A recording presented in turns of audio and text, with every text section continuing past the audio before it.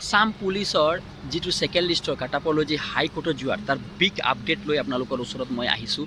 আজি মই যিবিলাক কথা ক'ম আপোনালোকে একদম সত্য কথা ক'ম, যিটো হাইকোৰ্টত হৈ আছে আজি পৰ্যন্ত, মানে কালিলৈকে শনিবাৰৰ দিনটো যিটো হ'ল, আজি দিনটো মই ৰাতিপুৱা আপোনালোকে এইটো ইনফৰ্মেশ্যনটো দি দিছোঁ।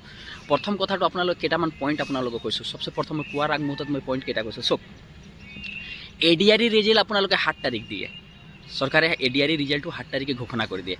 কিন্তু আপোনালোকৰ চাওক, আসাম পুলিচৰ ৰিজাল্টৰ প্লেনিং কেনেকৈ কৰিলে 13 তাৰিখে দিনটো দিছে। এক ছেকেণ্ড আপুনি বুজিব চেষ্টা কৰক। 13 তাৰিখে ৰিজাল্ট ঘোষণা কৰিছে আৰু সেইটো মানে 11টা ওচৰা উচিত ঘোষণা কৰিছে আৰু পূৰা সম্পূৰ্ণৰূপে আমি 12টা 1টা 2টালৈকে গম পাইছোঁ যে ৰিজাল্ট কাৰ কি হ'ল। সেইদিনা কেলৈ হাইকোৰ্টটো বন্ধ। তাৰপিছত 14 তাৰিখ, 15 তাৰিখ, আজি 16 তাৰিখ গ'লগৈ। 17 তাৰিখে এডমিট দিলে। এটা কথা, বন্ধ দিনবিলাকত মানে SLR যিটো অফিচিয়েল ৱেবছাইট আছে, সেই ৱেবছাইটে আপোনালোকে গম পাইছে বন্ধ দিনটোতে এডমিটৰ ডেট ঘোষণা কৰি দিছে। আপোনালোকে সেই 13 তাৰিখ দেখুৱাইছে, 14 তাৰিখে তেওঁলোকে ডেট ঘোষণা কৰে। সেইদিনা 14 তাৰিখে কি আছিলে, হোলী আছিলে, আমি চবেই জানো। তথাপিও ডেট ঘোষণা কৰিছে। চক কি ধৰণৰ গেম প্লেনিং হৈছে। আজি 17 তাৰিখ এটা হাইকোৰ্টত যেতিয়া আমি কেছ এটা লৈ যোৱা হয়, যিকোনো এটা কেছ লৈ যোৱা হয়, তাক বনাবৰ কাৰণে সময় লাগে, অলপ যথেষ্ট সময় লয়। হাইকোৰ্টৰ মাননীয় ন্যায়াধীশে তেওঁলোকে কমিটিয়ে যিটো আছে, তেওঁলোকে মিনিমাম 1 সপ্তাহ সময় লয় এটা মানে কেছ এটা বনাই কিনি মানে সাজু কৰোঁতে, প্ৰস্তুত কৰোঁতে।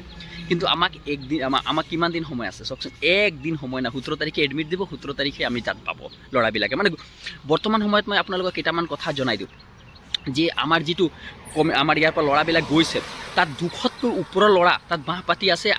আজিৰ পৰা ল'ৰাবিলাক যাবলৈ আৰম্ভণি হৈছে। সেইটো হাইকোৰ্টত কেছ হ'ব, সেইটো খাটাং একদম মানে 2000% গেৰেণ্টি হৈ গৈছে হাইকোৰ্টত কেছ হ'ব। এতিয়া হাইকোৰ্টৰ মেইন কথা, এক্সাম পষ্টপন হ'ব নে এডমিট কাৰ্ড মানে ৰিজেক্ট কৰিব। এডমিট কাৰ্ডটো ৰিজেক্ট কৰিব নোৱাৰে, কেলৈ হাইকোৰ্টত আমি দাখিল কৰা কেছটো হ'ব, পাৰ্টিশ্যনটো দাখিল কৰি গধূলি আগমুহূৰ্তত আমি সোমবাৰে দিনটোত আপোনালোকে কালি দিনটোত আপোনালোকে চব ৰেডি হৈ যাব।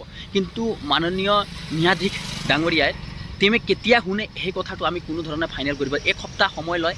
1 সপ্তাহৰ ভিতৰতে আমি কি আছে, সোমবাৰৰ পৰা কি দেওবাৰে আমাৰ কি আছে, 23 তাৰিখে আমাৰ কি আছে, আসাম পুলিচৰ এক্সাম আছে। এই আসাম পুলিচৰ এক্সামৰ আগমুহূৰ্তত যদি কেনেবাকৈ মাননীয় ন্যায়াধীশ মহোদয়ে আমাক এই কথাটো ইম্পৰ্টেণ্ট ভাবি আৰু এটা দিন দি দিয়ে বা সেই ধাৰ্য ধৰি দিয়ে, তেনেহ'লে আমাৰতো গুড নিউজ। কেলৈ না আমি ইমান কথাটো, এটা কথা মই আপোনালোকে খাটাং দিম, যদি কেনেবাকৈ এই তদন্তৰ ওপৰত এবাৰ যদি উচ্চতম ন্যায়ালয়ৰ কেছ যোৱা হয় আৰু তাৰপিছত যদি শুনা হয়, মোৰ 200% বিশ্বাস আছে এই যিটো এক্সাম হ'বলৈ আছে, মানে 100 to 100% কি পষ্টপন কৰি দিব। কেছ এনেকুৱা আগৰ 2-3 বাৰমান হোৱা দেখা গৈছে, য'ত আমাৰ এনেধৰণৰ কেছ হৈছে আৰু তাক কি হৈছে, মানে এক্সাম হৈছে, পষ্টপন হৈ গৈছে।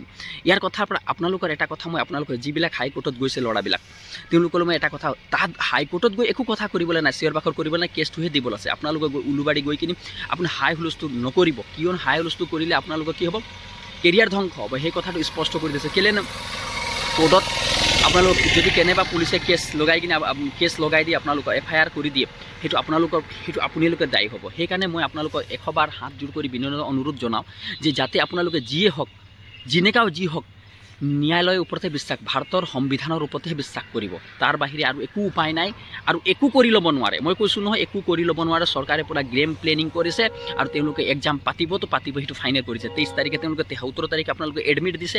কৈছেনে, জ্বলি থোৱা জুইত তেল দিয়া নিচিনা কাম কৰিছে। আৰু মই আপোনালোকক আৰু নেক্সট কথা মই কৈ দিছোঁ, 23 তাৰিখে আপোনালোকে এক্সাম আছে, সেই কথাটো স্পষ্ট আছে। আমাৰ 1 সপ্তাহ আছে। 1 সপ্তাহৰ ভিতৰত যদি আপোনালোকৰ সঁচাকৈ আমি ফাইটটো বিজয় হ'ব পাৰোঁ বা বিচাৰোঁ, তেনেহ'লে আমাৰ সেইটো উচ্চতম ন্যায়ালয়ৰ বাহিৰে আমাৰ কোনোৱে নোৱাৰে বুলি বিশ্বাস কৰে। আৰু মোৰ উচ্চতম ন্যায়ালয়ৰ ওপৰত আৰু আপোনালোকৰ যিটো কষ্ট আৰু কৰ্মৰ ওপৰত সম্পূৰ্ণৰূপে বিশ্বাস আছে যে আমি বিজয় হ'ম। সেয়ে আজিৰ আপডেট আছিলে। ভিডিঅ'টো যদি ভাল পাইছে শ্বেয়াৰ কৰিব, আপুনি যিমান পাৰে শ্বেয়াৰ কৰিব, ল'ৰাবিলাকে যিমান গ্ৰুপত পালে শ্বেয়াৰ কৰিব আৰু চেনেলটো ছাবস্ক্ৰাইব কৰিব নাপাহৰিব। মই আপোনালোকৰ ছাপোৰ্টত থিয় আছোঁ, আপুনি আমাক ছাপোৰ্ট কৰক। এইটো ধন্যবাদ।